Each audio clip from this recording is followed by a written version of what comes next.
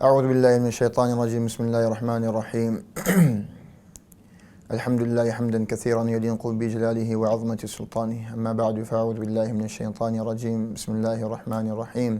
قال الله تعالى في محكم التنزيل: كل نفس ذائقة الموت وإنما توفون أجوركم يوم القيامة فمن زحزح عن النار وأدخل الجنة فقد فاز وما الحياة الدنيا إلا متاع الغرور.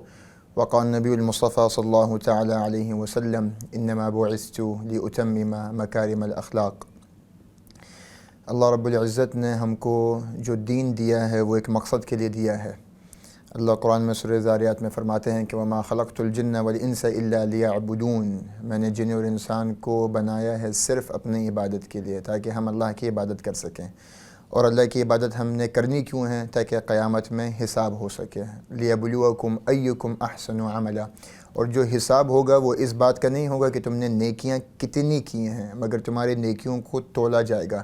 تو اللہ ہم سے ہماری نیکیوں کی، ہمارے خیر کی کوانٹیٹی نہیں دیکھیں گے اللہ، بلکہ کوالٹی دیکھیں گے. اگر نیکیوں کی تعداد دیکھنی ہوتی ہے تو اللہ سورہ ملکیات میں فرماتے ہیں کہ لیبلوکم ایکم اکثر عملا. تم میں سے زیادہ اعمال کس نے کیے ہیں. مگر حساب زیادہ اعمال کا نہیں ہوگا، بلکہ حساب ان اعمال کا ہوگا جو ہم نے خالص اللہ کی رضا کے لیے کیا ہو، نبی کی اتباع سے کیا ہو، اور اس کو احسن طریقے سے ہم نے سر انجام دیا ہو. ہم جب اسلام کو ریپرزنٹ کرتے ہیں، جب اسلام کو ہم پریزنٹ کرتے ہیں، تو اسلام میں جو بنیادی چیزیں ہیں، اللہ رب العزت کی وحدانیت کو ماننا، نبی مصطفیٰ صلی اللہ علیہ وسلم کو خاتم النبیین ماننا، پھر نماز، زکوٰۃ، روزہ، حج. مگر یہ 5 چیزیں صرف اسلام نہیں ہیں، اور اس کے لیے نبی مصطفیٰ صلی اللہ علیہ وسلم کو اللہ نے دنیا میں بھیجا نہیں ہے. نماز کا مقصد کیا ہے؟ ہمارے روٹین صحیح ہونا، فزیکل ایکسرسائز کرنا. نماز کا مقصد کیا ہے؟ اللہ قرآن میں فرماتے ہیں سورہ علق کی آخری آیت میں: کلا لا تطعہ واسجد واقترب. نماز کا مقصد صرف اتنا ہے کہ ہم اللہ سے اپنی چیزیں مانگ سکیں، ہم اللہ کے قریب جا سکیں. سجدہ کرو، اللہ کے قریب جاؤ، تاکہ تم ہاتھ اٹھاؤ، دعا مانگو، اور جو تم کو چاہیے وہ تم کو مل سکے اللہ رب العزت سے. یہ نماز کا مقصد ہے. روزے کا مقصد کیا ہے؟ روزہ ہمارا دین نہیں ہے، مگر روزے کے لیے اللہ نے ایک مقصد دیا ہے: یا ایھا الذین آمنوا کتب علیکم الصیام کما کتب علی الذین من قبلکم لعلکم تتقون. تو روزے کا مقصد کیا ہے؟ کہ آپ روزہ رکھیں تاکہ تقوی اختیار کریں. تقوی کیا ہے؟ کہ جو اللہ سے آپ کا رشتہ 11 مہینے ٹوٹا ہوا تھا وہ اس مہینے میں آ کے جڑ جائے، آپ اپنے چھوٹے بڑے گناہوں سے بچیں اور پھر کچھ نیکیاں میں اضافہ کر لیں. روزے کا مقصد بھی اللہ سے جڑنا ہے، نماز بھی اللہ سے جڑنا، روزہ بھی اللہ سے واپس جڑنا. زکوٰۃ کیا ہے؟ تاکہ آپ غریبوں کا احساس کریں، ان کو کچھ دیں، صدقات خیرات کریں، تاکہ آپ اللہ سے جڑیں اور اللہ پھر آپ کو اس کے بدلے میں واپس 700 گنا دے. یہ بھی اللہ سے جڑنا ہے. حج کیا ہے؟ حج ہمارا دین نہیں ہے. ساری زندگی گناہ کرتے رہو، ایک بار حج کر لو، اور حج کر لو گے تو کیا ہوگا؟ تمہارے سارے گناہ معاف ہو جائیں گے. ایسے معاف ہو جائیں گے کہ جیسے تمہاری ماں نے تم کو ابھی پیدا کیا ہو. تو حج بھی کیا ہے؟ اللہ سے وہ تعلق، اللہ سے وہ ریلیشن شپ ریکنسائل کرنا جہاں پہ آپ گناہوں سے پاک ہو جاتے ہیں. نماز، روزہ، زکوٰۃ، حج. اور یہ بھی ان لمیٹڈ نہیں ہے، کاؤنٹلیس نہیں ہے. ہر چیز کی ایک حد ہے. نماز 5 بار پڑھنی ہے دن میں، اس سے زیادہ نہیں ہے. قرآن ایک حد تک پڑھنا ہے، 24 گھنٹے قرآن نہیں پڑھنا. اللہ رب العزت قرآن میں فرماتے ہیں: طٰہٰ ما انزلنا علیک القرآن لتشقیٰ. ہم نے تم پہ قرآن اس وجہ سے نازل نہیں کیا. طٰہٰ پکارا نبی مصطفیٰ صلی اللہ علیہ وسلم کو کہ تم جو ہے وہ اس کو پڑھ کے اسٹریسڈ آؤٹ ہو جاؤ یا ڈپریسڈ ہو جاؤ. قرآن پڑھنا ہے یا نماز پڑھنی ہے تو ایک حد ہے. نبی پاک صلی اللہ علیہ وسلم امت کا غم لیے تبلیغ اتنی کرتے تھے تو اللہ نے ان کو یہاں پر بھی ریبیوک کیا اور کہا کہ زیادہ اپنے آپ کو ہلکان نہ کرو. فلا تذهب نفسك عليهم حسرات. پھر نبی کریم صلی اللہ علیہ وسلم ہر چیز خیرات میں دیتے تھے، 100% اپنا مال جو ہے وہ نفقات میں دے دیتے تھے. تو پھر اللہ نے قرآن میں فرمایا کہ فلا تبسطها كل البسط فتقعد ملوما محسورا. سب کچھ نہ دے دو کہ تم خود کنگال ہو جاؤ. مگر ایک چیز جو ہمارے دین کا اساس، صدقہ بھی نہیں ہے، خیرات بھی نہیں ہے، نماز بھی نہیں ہے، زکوٰۃ بھی نہیں ہے، حج بھی نہیں ہے، روزہ بھی نہیں ہے. ہمارے دین کا جو اساس ہے، جس کے لیے نبی کریم صلی اللہ علیہ وسلم نے اپنی حدیث میں بتایا: انما بعثت لاتمم مکارم الاخلاق. مجھ کو اللہ رب العزت نے نبی بنا کے مبعوث کیا ہے اس دنیا میں تاکہ میں اخلاق زندہ کر سکوں۔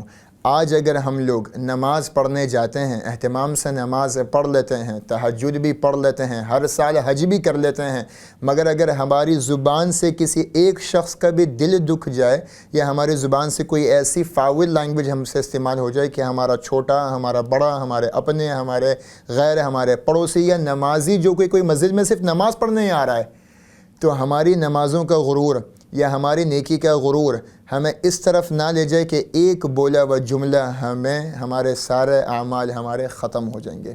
اور یہ نبی کریم صلی اللہ علیہ وسلم نے اپنی حدیث میں بھی خود فرمایا۔ صحابہ سے پوچھتے ہیں کہ اتدرون من المفلس، جانتے ہو کہ کنگال کون ہے؟ صحابہ نے فرمایا کہ من لا درہم لہ ولا دینار، مفلس وہ ہے، کنگال وہ ہے جس کے پاس نہ درہم ہو نہ دینار۔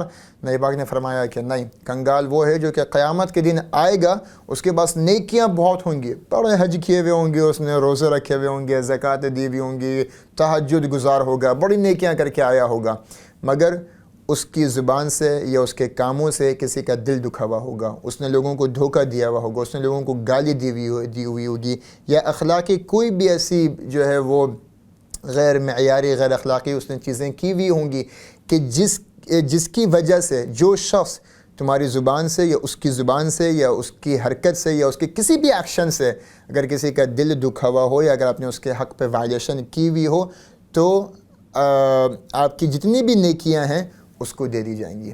اور اگر جب آپ آؤٹ آف نیکیاں ہو جائیں گے، جب آپ کے پاس کوئی نیکیاں نہیں بچیں گی، تو اس کے گناہ آپ کے اوپر مسلط کر دیے جائیں گے۔ تو پھر کیا فرمایا کہ وہ شخص اصل کنگال ہے۔ ہم نیکیاں تو کرتے ہیں، ہم نماز کے لیے بھی جاتے ہیں، ہم تراویحیں بھی پڑھتے ہیں، ہم زکوٰۃ بھی دیتے ہیں ہر سال، ہم 30 روزے بھی رکھتے ہیں، ہم حج بھی کرتے ہیں، یہ ہماری ایک کامن پریکٹس ہو گئی، اور الحمدللہ دین ہمارے زندگیوں میں، ہمارے والدین نے، ہمارے ملک پاکستان میں اور دنیا بھر میں جہاں جہاں لوگ مسلمان ہیں، جو بھی کلمہ گو ہے، چاہتے ہوئے یا نہ چاہتے ہوئے کبھی کبھار کوئی سستی ہوتی ہے، 2-4 نمازیں کسی کی چھوٹ جائیں گی، کبھی زکوٰۃ میں گیپ آ جائے گا، ڈیلے ہو جائے گا، حج شاید لیٹ کر لے، مگر الٹیمیٹلی ہر مسلمان نماز بھی پڑھتا ہے، زکوٰۃ بھی دیتا ہے، رمضان کا روزہ بھی رکھتا ہے، حج بھی کر ہی لیتا ہے زندگی میں ایک بار۔ سب سے اہم عمل جو ہمیں کرنا ہے کہ ہماری ذات سے کسی کا کبھی بھی دل نہ دکھے، نہ زبان سے، نہ کسی ایکشن سے، نہ ڈائریکٹلی نہ انڈائریکٹلی، نہ جان کے نہ انجانے میں، نہ کسی کے سامنے نہ پیٹھ پیچھے، نہ غلطی سے نہ جان بوجھ کے، کبھی بھی ہماری ذات سے کسی کا دل نہ دکھے۔ اگر کسی کا دل دکھ جائے تو اس سے معافی ضرور مانگ لیں، اور اس کے لیے دعا بھی کریں کہ اللہ میں نے جانے انجانے میں اس کا میں نے دل دکھایا ہے، میں نے اس کو تکلیف پہنچائی ہے، معافی مانگ لیں، معافی اس سے بھی مانگے، معافی اللہ سے بھی مانگے، پھر اس کے لیے کوئی ہدیہ کریں، اس کے لیے کوئی خیر کا کام کریں، اس کے لیے بھی دعا کریں، اس کے لیے بھی نجات کی دعا کریں۔ ایسی محبت نبھائیں، ایسے اخلاق نبھائیں، تو پھر آپ کہلائیں گے کہ آپ نبی مصطفیٰ صلی اللہ علیہ وسلم کے امتی ہیں اور ان کے سفیر ہیں۔ نبی کریم صلی اللہ علیہ وسلم کی ساری زندگی اخلاق پہ مبنی ہے۔ ایک حدیث سنا کہ میں یہاں پہ بات ختم کرتا ہوں۔ نبی پاک نے فرمایا لا یکن احدکم امعا ان احسن الناس احسنتم وان اساءوا اسأتم ولكن وطنوا انفسکم ان احسن الناس ان تحسنوا وان اساءوا ان تجتنبوا اساءتهم۔ نبی پاک فرماتے ہیں کہ تم میں سے کوئی امعا نہ ہو۔ بھائی امعا کیا ہے؟ ان احسن الناس ان تحسنوا۔ اکثر ہم میں سے لوگ ایسے ہوتے ہیں اگر کوئی ہمارے ساتھ اچھائی کرے تو ہم اس کے ساتھ اچھائی کرتے ہیں، اور اگر کسی نے ہمارے ساتھ برائی کی پھر تو ہم اس کو بخشتے نہیں ہیں، بالکل بھی نہیں بخشتے۔ جیسے ہمارے ساتھ برا کیا ہے ہم اس کے ساتھ برا ضرور کرتے ہیں، ہم اپنا بدلہ ضرور اتارتے ہیں، یعنی کہ اپنا بدلہ ضرور اتارتے ہیں ہم۔ پر نبی پاک فرماتے ہیں کہ وطنوا انفسکم، وطنوا کا مقصد ہے کہ اپنی یہ عادت بنا لو، اپنی یہ روزانہ کی ایک سنت بنا لو، ایک پریکٹس بنا لو، تمہارے ساتھ جو اچھا کرے تم اس کے ساتھ اور بہتر کرو، اور تمہارے ساتھ اگر کوئی برا کرے تم کبھی بھی پلٹ کے اس کے ساتھ برا نہ کرو۔ وَإِنْ أَسَاءُوا أَن تَجْتَنِبُوا إِسَاءَتُهُمْ، ہمیشہ اپنی ذات سے دوسروں تک خیر پہنچائیں۔ دین آپ کے اخلاق سے پھیلے گا، تبلیغ سے نہیں پھیلے گا، باتوں سے نہیں پھیلے گا، انفرادی نماز تہجد پڑھنے سے دین نہیں پھیلے گا، آپ کی اصلاح ہوتی رہے گی۔ اگر آپ سوشل میڈیا کے تھرو یا کسی مسجد کے تھرو یا کسی تبلیغ کے تھرو کسی بھی پلیٹ فارم سے آپ اگر دین کو اسپریڈ کرنا چاہتے ہیں، آج دنیا کی سب سے بڑی مسلم پاپولیشن جو ہے وہ انڈونیشیا کی ہے۔ وہاں پہ آپ تاریخ دیکھ لیں، وہاں پہ کسی نے جا کے خانقاہیں نہیں بنائی، وہاں پہ کسی نے جا کے جو ہے وہ حدیث کے درس نہیں دیے ہیں، فقہ کے درس نہیں دیے ہیں۔ وہاں پہ عام مسلمان وہاں پہ کاروبار کرنے کے لیے گیا تھا، اس نے اپنے کاروبار میں اتنی ایمانت جو ہے وہ ایمانداری دکھائی، اتنی امانت سے اس نے لوگوں کے پیسوں کی حفاظت کی، ایک کتنی نیک نیتی کے ساتھ لوگوں کے ساتھ معاملات کیے، اخلاق ایسے زندہ کیے کہ وہ جو وہاں پہ کاروبار کرنے کے لیے گئے تھے، صرف ان کے اخلاق نے پورے انڈونیشیا میں دین زندہ کیا ہے۔ آپ اپنے اسکول میں، اپنے کالج میں، اپنی یونیورسٹی میں، اپنے آفس میں ایسے اخلاق زندہ کریں کہ لوگ آپ کو دیکھ کے نبی مصطفیٰ صلی اللہ علیہ وسلم کے اخلاق کا آپ کو سفیر کہیں، اور آپ کی طرح پھر لوگ بننے کی کوشش کریں۔ اور اپنی زندگی میں ایک ٹارگٹ یہ ضرور بنا لیں، جو لوگ اسلامی ریاست میں رہتے ہیں یا کسی بیرون ممالک میں رہتے ہیں، ایک ٹارگٹ اپنی زندگی کا بنائیں کہ آپ اپنے اخلاق سے کسی ایک شخص کو دین کے اتنے قریب کر دیں گے جتنا اللہ اور رسول کی اطاعت اس پہ لازم ہے۔ اس ملک میں ہیں تو، اور اگر آپ کسی بیرون ملک میں رہتے ہیں، اپنے اخلاق کو ایسا بنائیں کہ صرف آپ کے اخلاق اور آپ کے معاملات کو دیکھ کے غیر مسلمان بھی آپ سے متاثر ہو کے اسلام قبول کر لیں۔ اللہ ہمیں اور آپ کو دین سمجھنے کی اور اس پہ عمل کرنے کی توفیق عطا فرمائے۔ اللہم اجعلنا ممن يسمعون القول فاتبعون احسنہ۔ سبحان ربک رب العزة عما یصفون وسلام علی المرسلین والحمد للہ رب العالمین۔